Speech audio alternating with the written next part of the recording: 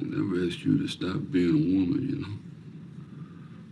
Please, I'm asking you, please, don't ask me to stop being a man.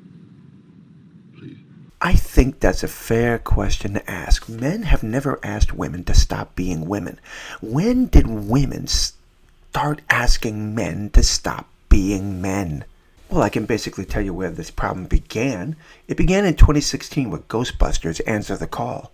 We answered the call, and we heard what was on the line, and we hung up. 2016's Ghostbusters was a train wreck that should never have been made in the first place. And it was the beginnings of women, at least in the film and television world, putting down men. In the 1984 version of Ghostbusters, Janine, the secretary, was smart, arrogant, and had a chip on her shoulders that everyone absolutely loved. Meanwhile, in 2016, the secretary, which is a man in this one, is Kevin, is a complete moron, a dumb down opposite of what Janine was. And this was the beginnings of what would be a never-ending plague in film and television. There was a balance, but now it's gone.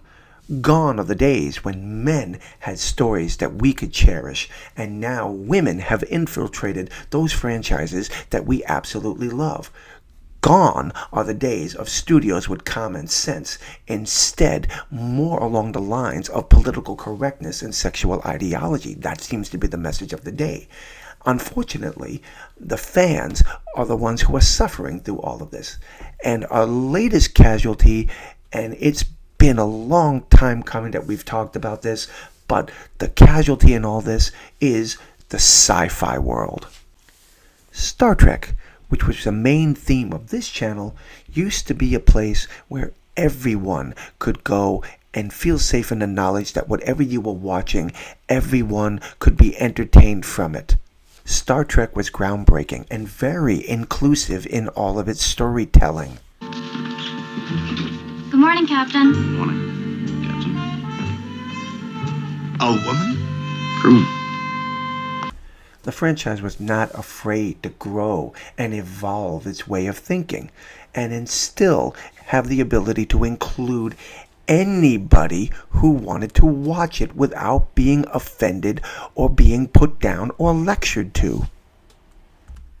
Gone are the days of men actually leading people. No, this guy has to cheat in Starfleet Academy in order to become captain of a squad, and then eventually, because he becomes incompetently unable to lead his team against an opposing college team in a gaming exercise, the woman comes along, proves that she is smarter, has better tactical skills, and is able to convince her team to give the captainship to her. I don't know about all of you, but I remember a time, especially in our cartoons, when women, as well as men, equally shared roles, equal responsibilities in defending our nation, like in the cartoon G.I. Joe. Women weren't put on the side, they had equal responsibilities, and men weren't belittled by their counterparts. I really don't understand what the problem is, why men can't be men anymore in movies and in television shows. What are you women so afraid of? I think that's the message that we need to give to Hollywood here, is that we need stories that entertain everyone, not just one group, not one specific agenda, but films that entertain everyone. And basically, we need to repair the franchise that have been destroyed by all this feminization. I guess the next question that needs to be asked here is, can these franchises be saved? The feminization of Doctor Who, Star Wars, and Star Trek have damaged these brands beyond repair. Or have they been damaged beyond repair? Is there any way that you can think of to save these franchises? Course correcting may not do anything anymore because so many fans, again, of all these great legacy franchises, feel abandoned and they feel like they have been spat on by the studios. And for Star Trek fans, Starfleet Academy may be the final nail in the coffin that puts this franchise out of its misery. Paramount seems to think that airing Starfleet Academy for 2 seasons and 2 more seasons of Strange New Worlds is going to be okay, and that the fans are going to accept the idea of another Star Trek movie. Even though the Kurtzman era may be over, Star Trek is thinking of launching new movies. Unless Paramount changes course immediately and starts listening to the fans, mainly stop any more Strange New Worlds or Starfleet Academy, then this series might as well just be tagged for a coffin because it's dead.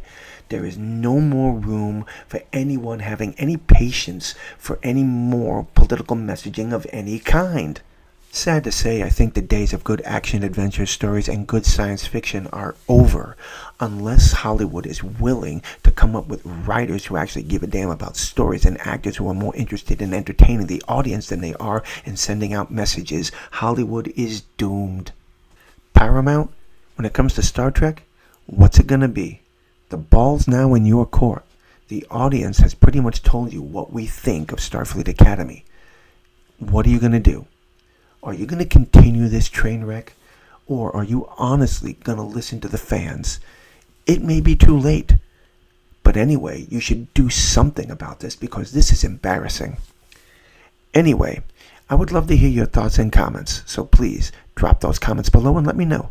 Until the next time, my friends, God bless.